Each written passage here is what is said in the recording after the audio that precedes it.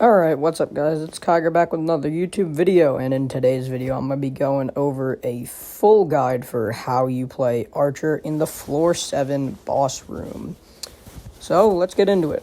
So, first phase, of course, you're going to let whoever your designated members are go get the crystals, and you're just going to run behind here. I usually like to go into this corner right here and let the Wither Miners spawn, but they were up there that time because another member came over instead.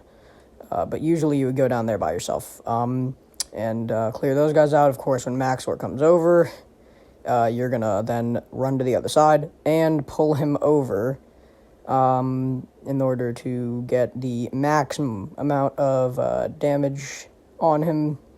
As an archer, obviously you are going to be the center of DPS in a Floor 7 party in most cases, so you're going to be doing that, of course.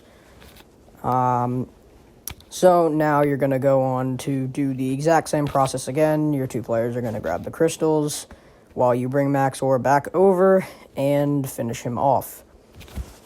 So we'll just drag him back over to where he was, and then as soon as Maxor is in that beam, you are going to finish up the last bit of damage against him. Of course, I was spam checking tab to see how many deaths we had. So, of course, you're going to go down here. As always, you're going to go green and then Y. Now, you're going to watch me go to a very specific spot on this pad, alright? I'm going to go to right over here.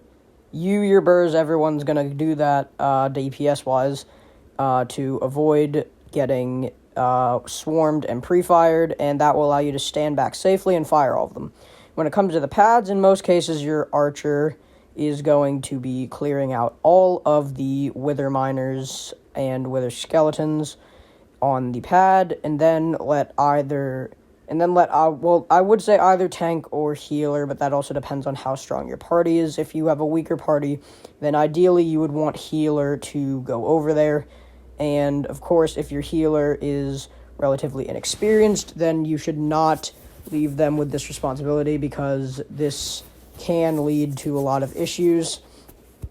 Like, you see, I crushed one of my teammates while I did get Storm. In the run a few before this, we had a relatively inexperienced mage who crushed half of our team without actually getting near Storm whatsoever. And, of course, be mindful of when Storm is there to avoid getting crushed by your teammates who are simply doing their job.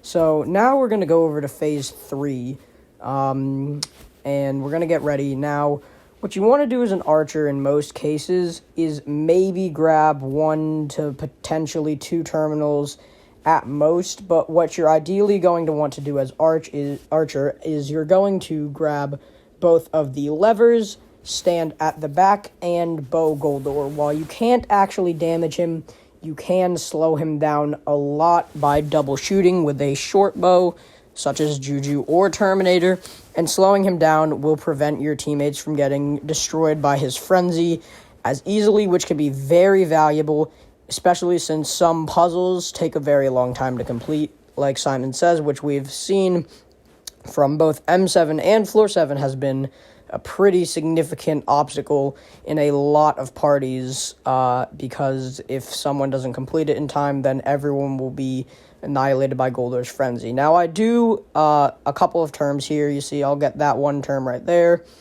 I almost died there, actually, to Goldor's Frenzy. You gotta be very careful about that.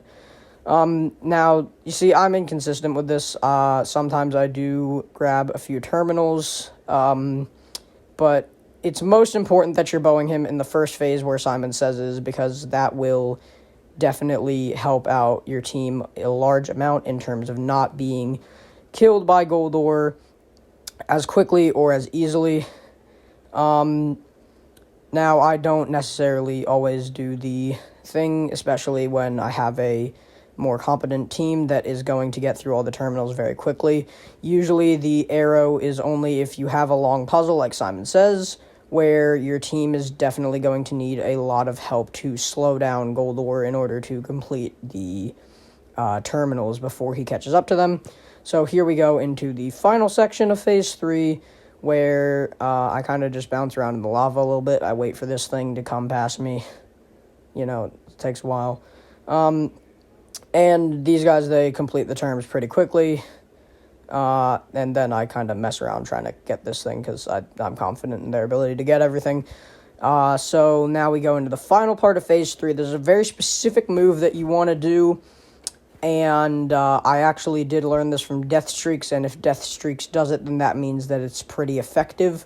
So, of course, once you get all of it, you go into this other corridor over here. Now, what you do is you go over to the left, you go to the bottom of the stair, you stonk your way in, you break in right here, you don't take any KB, and as everyone knows, KB will knock you very far away and make it very hard for you to shoot Goldor, but if you stay right here, he will not be able to damage you. Now, I think Phase 4 is relatively self-explanatory on its own.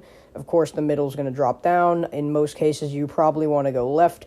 However, one thing that I don't do because I don't have it, but is still going to be a very valuable asset, especially in a weaker team, you're going to want to Last Breath Necron up to maybe 3 times so that your team can damage him a lot more effectively. The Last Breath will greatly decrease the defense on your enemy, and if multiple players are last breathing, it can stack up very quickly. I'm not actually sure if it'll go past 50% if multiple players last breath. If someone can fact check me and let me know in the comments, then that would be great. But yeah, basically you're just going to want to spam him from the outside. If you have a last breath, you're going to use it a couple times. I would recommend you wait until you're at least about Kata 28 to play this floor as an archer, and Kata 30 as any other classes apart from healer. And yeah, that's pretty much going to be all for this tutorial. Do not forget to like and subscribe if you are new, and that is all. Also, this is the mage that I was talking about earlier. If you are going to play this floor, please don't be like this guy. I'm talking about how, oh, we can't die right here, you know, it's very important. This guy just runs over, Storm is nowhere to be found, and he crushes half of our team. So don't be like this guy.